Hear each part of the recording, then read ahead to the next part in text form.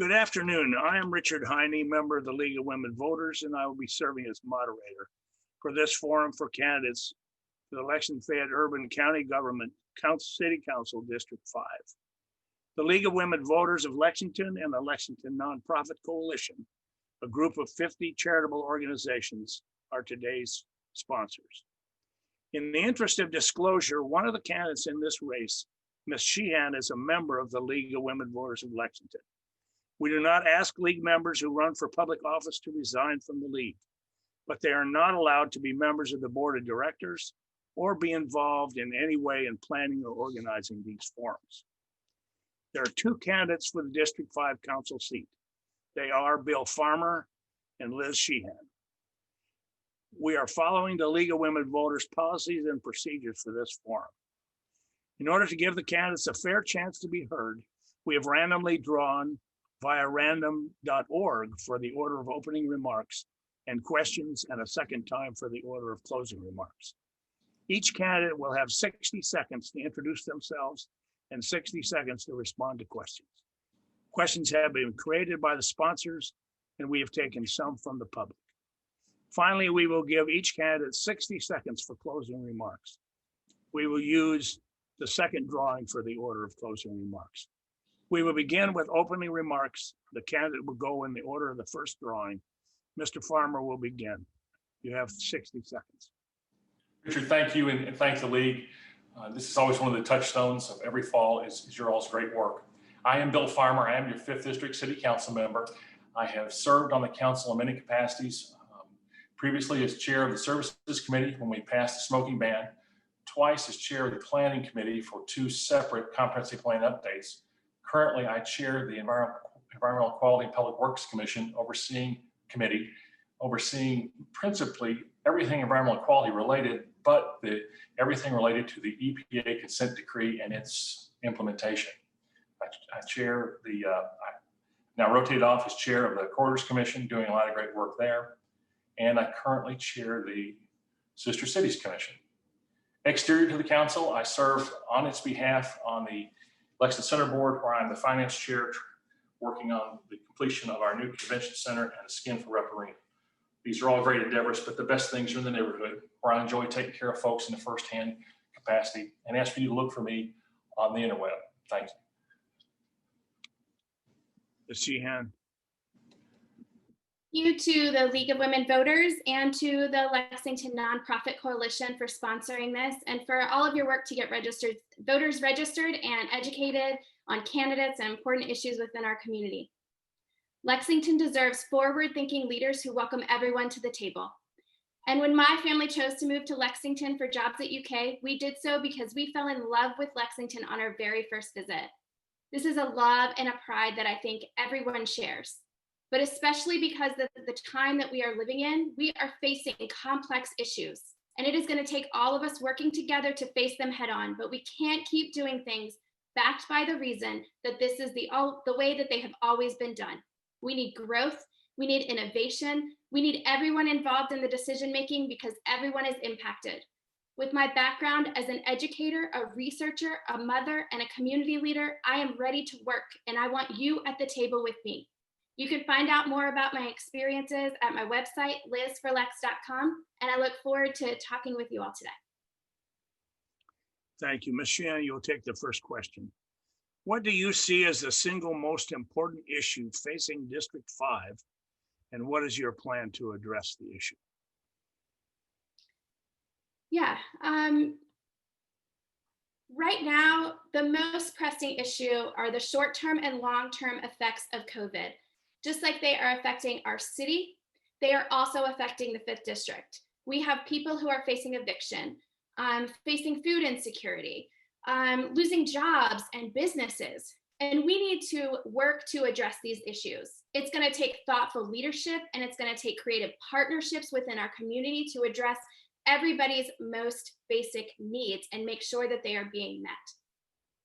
I think we are going to have to look very closely at how we're spending our budget to make sure that we're prioritizing basic needs. And we need to continue to work to address our affordable housing crisis and food insecurity, and the economic strain that we're facing as a community. Mr. Farmer. Thank you, sir. I would say in the district, it's about everyone's safety and security, whether that is just walking down the street or understanding that the street is paved or will need to be paved and be taken care of, or that the sewer is not something you have to be afraid of. But knowing that each and every family has safety when they step out of their house, when they go to work, and the job that they get to do with security and go home.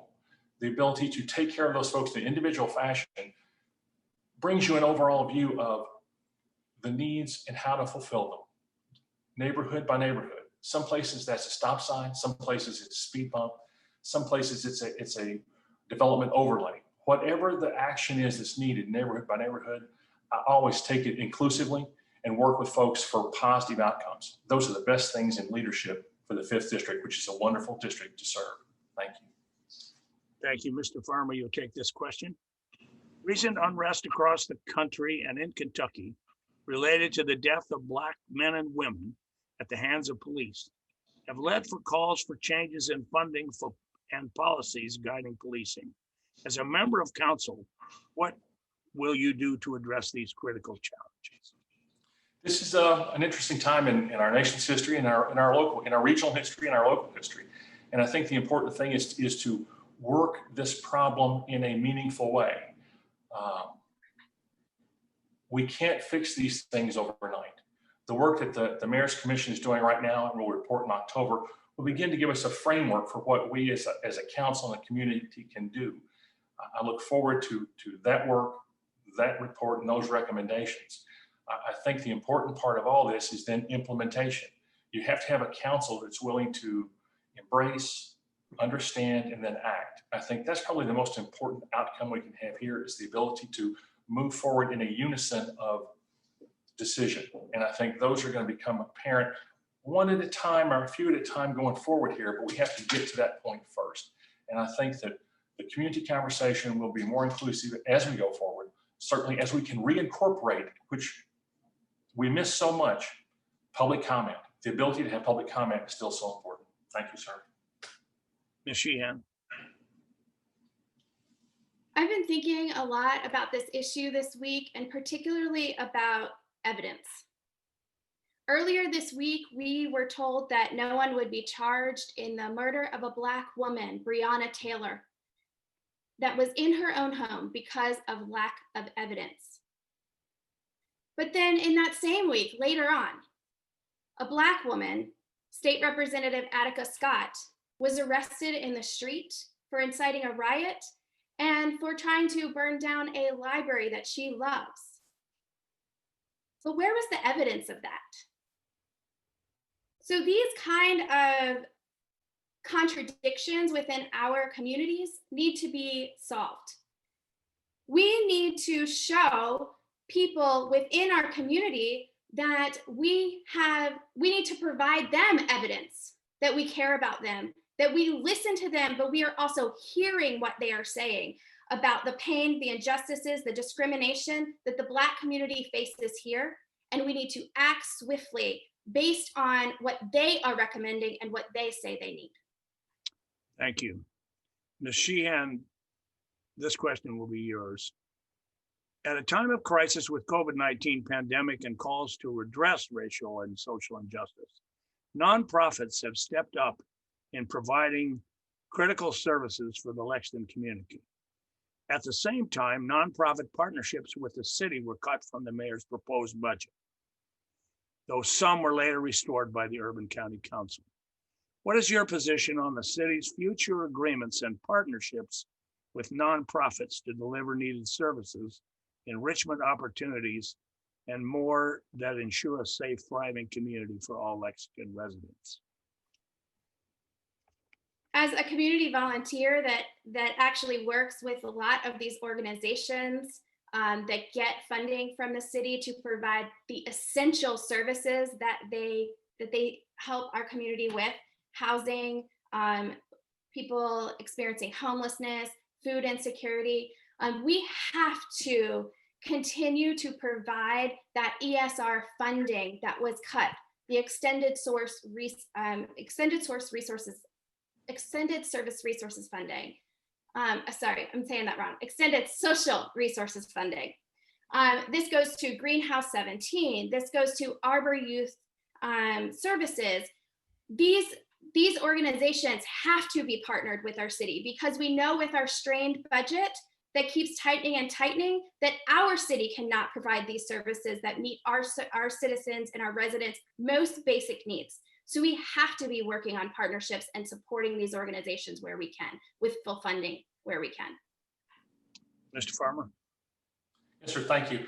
I was glad to be part of the group on council to move forward in establishing and placing that $2.1 million back into the budget for these very organizations in the very budget we are working on right now. That was an immediate reaction that we could take, because, you know, the importance of these partnerships goes beyond the dollar value, and the importance of those folks that do that work and help those people needs to be emphasized. So we've worked on this funding area before. We were glad, I was very glad to add it back first. It was the first thing added back after the cuts began during this COVID era. I think everything will get reshuffled because of COVID, but I think the importance of these agencies is only elevated, and the need to keep this funding steadier or in a better flow is in order. So I think we've got great partners. We can do so much more with them now, because as we look at things, they're going to be different. And I think funding here will be different too, because of the great work that they do. Thank you. Mr. Farmer, you get the next question. Lexington's 2018 comprehensive plan encourages infill and redevelopment as Lexington's main growth strategy. What specific implementation aspects of the comprehensive plan are working, and what challenges need to be addressed? I think there was a challenge in this area before COVID changed our meeting style. I think what the comprehensive plan is and what it does is a mystery to many people. I think that the opportunity to be part of these conversations in an ongoing fashion is a great way for folks to understand what it is we're planning and how we're planning it and how we're implementing it. And that's been part of the rub in the COVID era, is as we begin, as the Planning Commission acts on the plan and the council follows up on it, folks come to the table who didn't seem to know what had gone on before, what had been implemented, and what we were doing. And some of them are not happy about it. And I think the important thing here is complete and full discussion in the open as much as possible in our new era. But it's the most important planning function that we do, and to have the input of people, but then to keep them on board with us as partners, so they're not surprised later and that they understand where we're all going together. That's the basis for leadership. Ms. Sheehan? Can you read the full question again for me one more time, please? Yes. Lexington's comprehensive plan encourages infill and redevelopment as Lexington's main growth strategy. What specific implementation aspects of the comprehensive plan are working, and what challenges need to be addressed? Thank you. Absolutely, we need public feedback and public engagement in our planning and development processes. And in fact, I was invited to be a part of an advisory board for the planning department that was all about creating a public engagement toolkit. And I bring skills as a teacher to work within the community to engage people and to help educate them about the processes. We are maintaining our urban services boundary with the comprehensive plan. The PDR program is a part of that. We are assessing development on our corridors and promoting the consent decree and sustainability of government buildings. Some of the challenges that I see we face are increasing the diversity of our housing stock. Affordable housing needs to be increased. Pedestrian and bike safety must be increased. Decreasing single occupancy vehicles, and improving sustainability within our wider community. And one of the ways we can do that is incentivizing green building. Thank you. Ms. Sheehan, homicides and shootings have increased in the past several years in Lexington.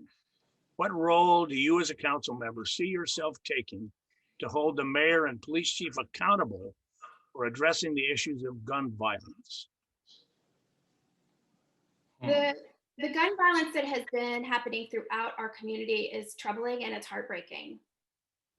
And like many of the complex issues that are facing our community, the issue of gun violence will require collaborative effort to see positive results. I support community-based approaches. I know that the mayor and the police chief have been working together at looking at some of those, but we have to look at gun ownership and gun safety. A lot of guns are stolen out of cars, 55 in November of 2019 alone. And that makes our whole community unsafe and means guns are floating around the community. We need to look at youth programs that engage people in productive and instruction and constructive activities as well. So we have the One Lexington peer program. We have Partners for Youth, the I Do program. We have the Parent and Guardian Engagement PAGE program. All of these should be supported and continued and enhanced. Thank you, Mr. Farmer. Well, sir, I think the question asked how to hold the chief of police and the mayor, and I would just go ahead and include the council in there, accountable. The senseless loss of life that has happened in Lexington this year is troubling on so many levels. And part of that is to do with guns and guns in the wrong hands. But I think in some of that, there's a loss of opportunity or a feeling of that there's no help or there's no future. And I think that's something we have to go back and instill through the many programs that are here now and more that we don't have, because we have to inspire these young people to be part of community, to be part of something better, not something lesser. And I think when you end up in there's a way to have a disagreement without having to have a gun involved in it. And so many people need to understand that. I would love for us to be able to teach that to everyone and bring them in and make them not have to have a gun to have a conversation. Thank you. Thank you. Mr. Farmer, are there vulnerable neighborhoods in your district? And what can be done to support and strengthen these communities? What kind of neighborhoods? Vulnerable. That is neighborhoods. Okay, vulnerable. I just didn't understand. Okay, I didn't understand the wording. I'm sorry. You know, I think every neighborhood is special. Some of them need more love than others, and those are the ones that I really try to excel at in the council office, because you want to be inclusive of all the households, all the styles, and all the different parts of Lexington that this beautiful district gets to cover. Some people need better access to services. Some people need better traffic calming devices. Some people need different kinds of policing and social service help. I try to approach those on an individual basis based on those needs. But if you can create a sense of community by creating a community garden in Kennewick, or if you can create a sense of community by creating a community garden in Idlauer, you can begin to build those neighborhoods up individually. I don't take anyone out as most vulnerable. I try to help all. But there are great people in so many neighborhoods that come, so many great ideas, including the Chevy Chase Farmers Market most recently. All are vulnerable, but all can be helped. Thank you, sir. Thank you, Ms. Sheehan. The 5th District has a diverse set of neighborhoods.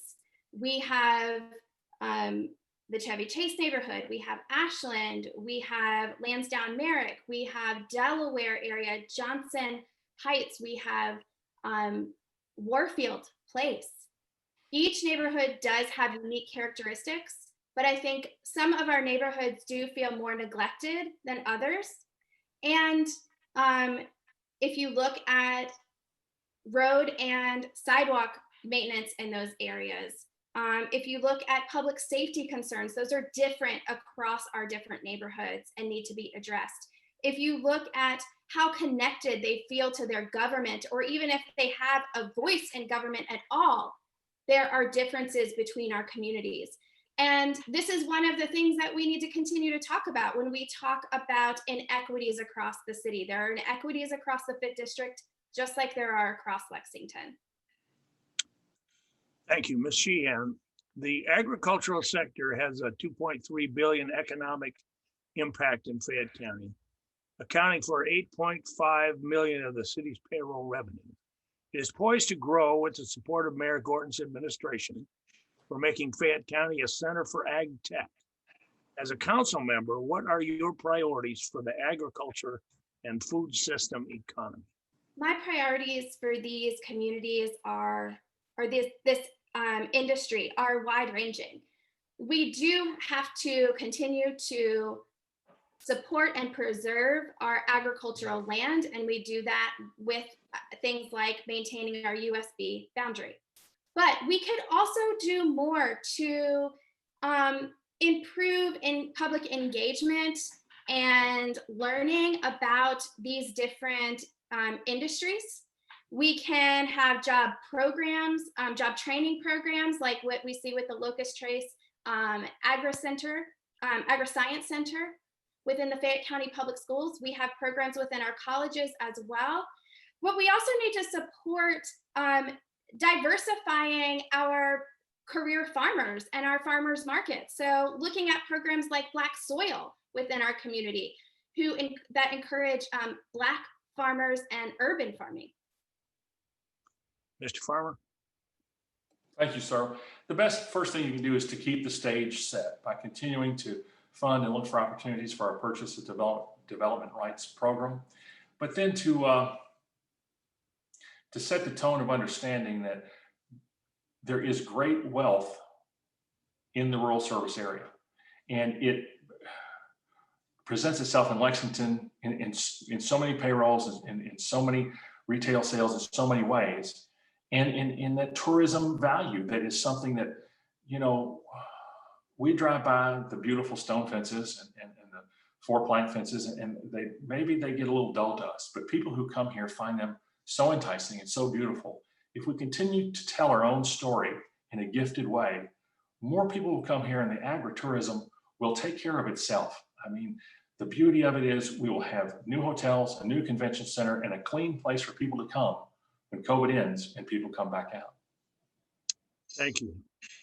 Mr. Farmer, meaningful public participation is vital to responsive local government. What are some innovative approaches that you would advocate for making government processes more accessible, equitable, and transparent? Oh my gosh. You know, I've led many efforts to have, and one or two times we had council meetings not in the council chamber under different technical circumstances where you try to take the council meeting out of the chamber. Of course, that was to take it physically to other places in the city. With the advent of COVID and the ultimatum of Zoom, our meetings have become a different kind of sterile conversation, in my estimation, because the ability to come together in a group, large or small, decision making or not, you're robbed of all the conversation cues and the parts about making an argument and seeing it through and working with people. Going forward, we're going to have to work kind of from the center out. We're going to start with the Zoom and get a little bit bigger as we go. Bigger groups, more groups, different types of conversations. Right now, we're hampered at the city level because of some inappropriate conversation. The first thing we need to do is get public conversation back in every meeting possible as soon as possible, and we can build from there. Thank you. Ms. Sheehan? To address participation in our government, we first need to look at who is participating in government and who is absent. And then we need to create strategies that will pull people in. If we want a city that works for all of us, then we need to have everyone participating and having a voice in our government, whether it be seats on boards and commissions, whether it be shifting meeting times, providing childcare at meetings, allowing for different formats for public feedback, which other communities have already solved in this Zoom world, and we somehow have not. We need a structure that gets everyone to the table when decisions are being made. We need always recorded meetings, which doesn't happen. We need better summaries and notes instead of legal documents being posted for the public. And we need to have honest conversations with the community about why they may not be participating. Thank you. Ms. Sheehan, transportation funding has plummeted while transportation supported corridor studies and enlarged mass transit and routes for walkers and cyclists are critical elements of the new growth strategy. What are your priorities for transportation funds and how would you address this funding? To get people to consider alternatives to our heavy reliance on cars, we need to address safety concerns and time constraints. For bicyclists and pedestrians, we must increase safety by adding more bike and pedestrian paths. We have to work on lowering speed limits. We have had pedestrians hit, scooter riders hit within our district. We need to educate the public on how to drive with bikers, and that can be a funding opportunity. But for our bus systems, we also need to shorten commute times to make this a reliable way to get around the city. We could add dedicated bus lanes on our corridors.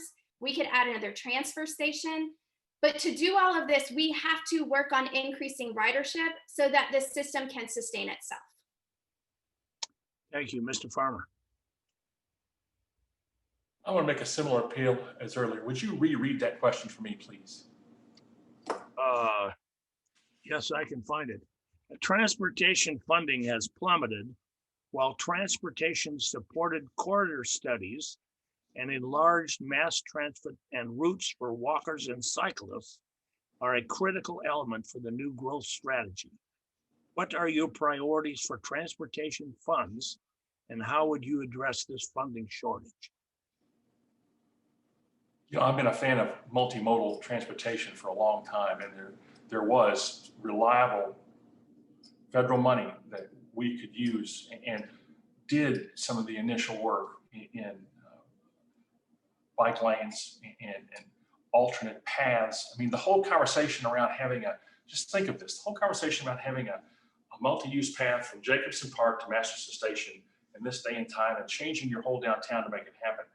That's the kind of commitment you have to have for this and the ability to follow through, because that's changing infrastructure, the way people view it, the way people have to think about it. And I think when this begins to become more complete through downtown or to connect to the Legacy Trail or to go across Midland, people will begin to know more and understand and feel for those who walk, those who bike, those who skate, and make room for them.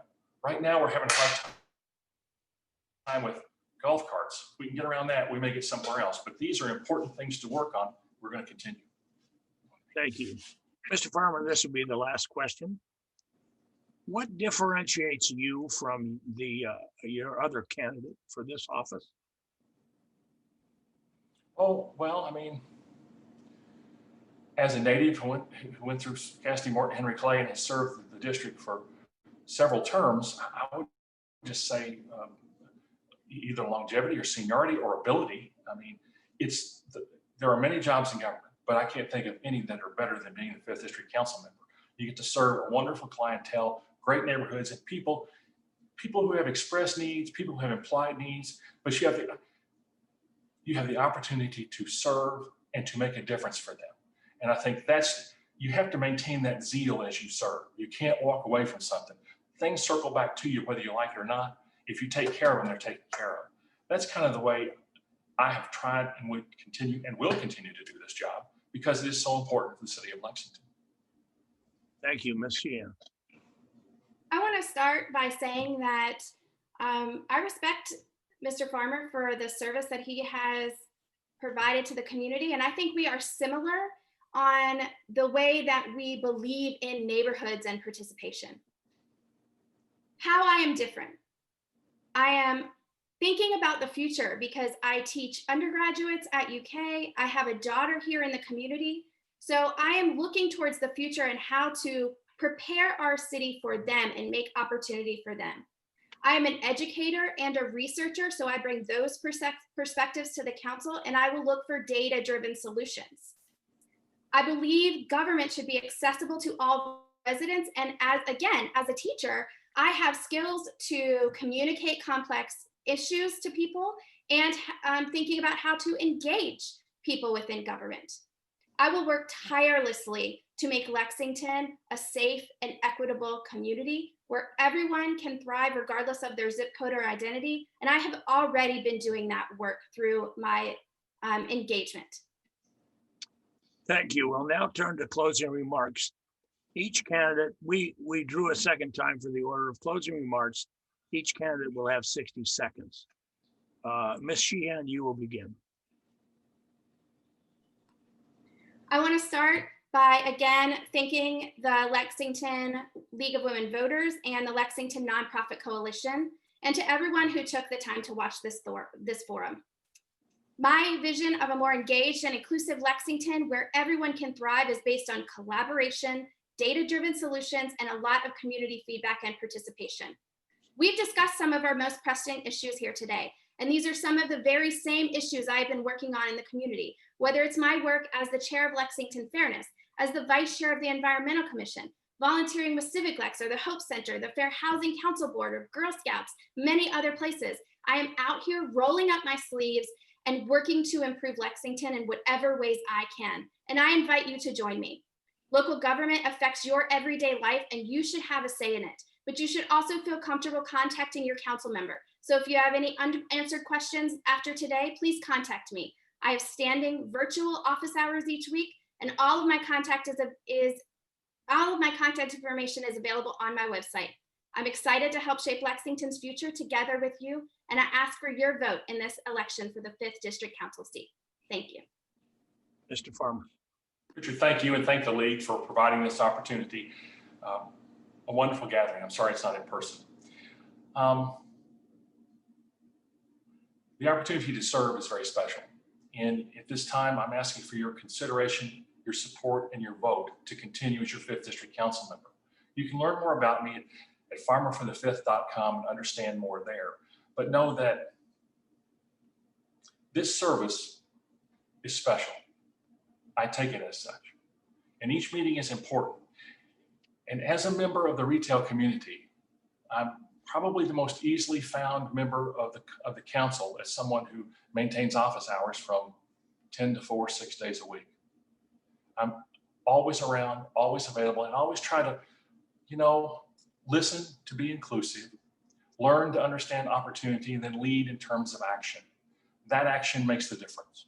Stepping up, finding 8 votes, and changing something, whether it's percent for art or purchase of development rights. All of those things are important to Lexington's future. I would like to continue to shape that with your help, with your support, with your vote, and in your neighborhood. Bill Farmer, 5th District City Council. Thank you. We want to thank both of the candidates for participating today. If anyone out there is interested in league membership, please go to our homepage and push the join button. You can find more information about the candidates as well as information about the changes in voting because of COVID pandemic on the Lexington League's online voter guide at vote411.org. Don't forget to vote in November. Thank you all for joining us.